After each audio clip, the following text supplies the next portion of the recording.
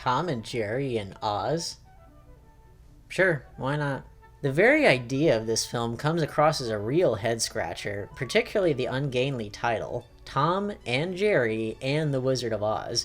Why couldn't it have been Tom and Jerry Meet the Wizard of Oz, or Tom and Jerry in Oz? For years now, Warner Brothers has been cranking out direct-to-video mashup films of their Hanna-Barbera properties such as Scooby-Doo, the Flintstones, and of course Tom and Jerry. Brand name recognition, gosh darn it! So, when I first heard the title, I really expected this film to suck. But, much to my surprise, it was better than it had any right to be. Well, sort of. I'm of two minds about this film. As an adaptation of The Wizard of Oz, it is very poor. It is entirely dependent on your familiarity with the 1939 film in order to appreciate it.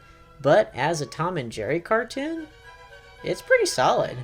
Given that Tom and Jerry are listed first in the title, it knows to keep the focus on them. Thus, it feels like a Tom and Jerry cartoon first and foremost, with the events of The Wizard of Oz going on in the background. It's similar to the Tom Stoppard play Rosencrantz and Guildenstern Are Dead, in which the comedic duo from William Shakespeare's Hamlet are the protagonists, and the main events of Hamlet go on largely offstage. Did I really just compare Tom and Jerry to Hamlet?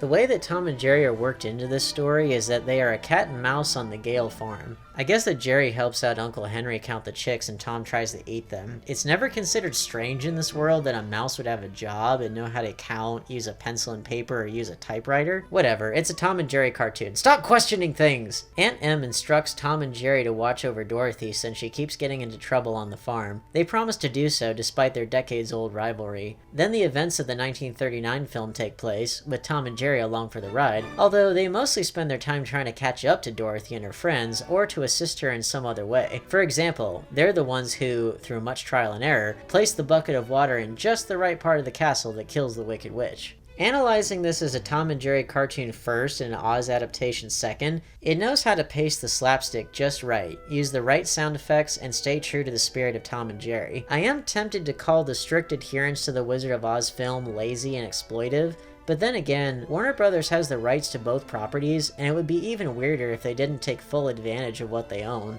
And because people know the 1939 film like the back of their hand, it makes more sense to keep the focus on Tom and Jerry themselves. They're more than capable of holding an audience's attention, and they do it well. So yeah, despite being one of the weirdest and laziest concepts for a film I've ever heard of in my life, the end product is much better than I would have expected. And I think kids and Tom and Jerry fans will really love it. But what about people who aren't necessarily Tom and Jerry fans, but are still interested in what a possible sequel to the 1939 film might have been like?